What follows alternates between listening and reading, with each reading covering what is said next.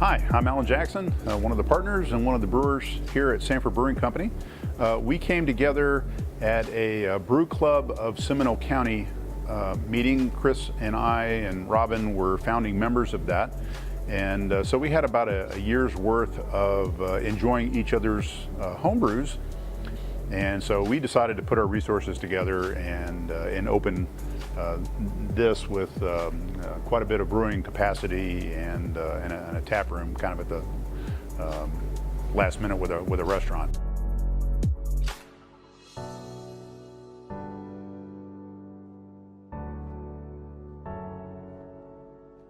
I'm Slim, one of the brewers here at SBC, and welcome to Sanford Brewing Company.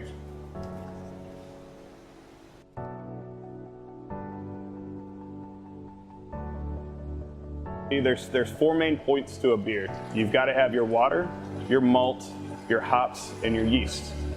Those four ingredients mixed together in the right way is going to make your different styles of beer.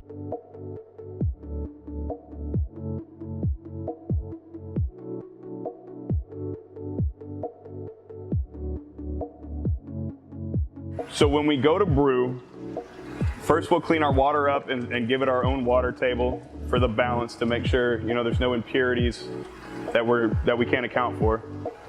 And then we'll take our grain down, weigh it out in the proper measurements per beer, and then we run it through our mill to just kind of pop it open, give it room for the water to mix around on, and so that we can cook all the fermentable sugars out of it so that we can process that when we ferment it later. We'll add the water, add the grain together, cook it down in the mash tun. Like I said, get the sugars out that we want, get the gravity where we want it, and then we transfer it to the boil kettle. That's where we're gonna add things like hops, certain flavor adjuncts, depending on the beer, the style of beer, what it needs. And then we're gonna cook it in the boil kettle, usually roughly an hour at a time, get the gravity where we want it. And then from there, we're gonna move it over to our fermentation vessels, where the beer will spend most of its life. That's where we're gonna add the yeast, and the yeast will actually start eating the sugars and producing the alcohols and making it an alcoholic adult beverage. From the fermentation vessels, when the gravity gets right and the yeast has done its work over the couple days or weeks, depending on the style of beer, we will rack that from our fermentation vessels over to our bright tanks. The bright tank is just what it explains. It just kind of brightens up the beer a little bit, scrubs out some flavors, adds the CO2 to the beer, and from there we'll put it into the kegs, deliver the kegs where we need them, and we'll drink the beer from there.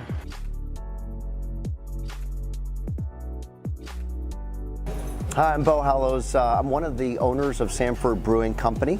We are, on top of being a full-fledged brewery and tap room, are also a full-fledged restaurant.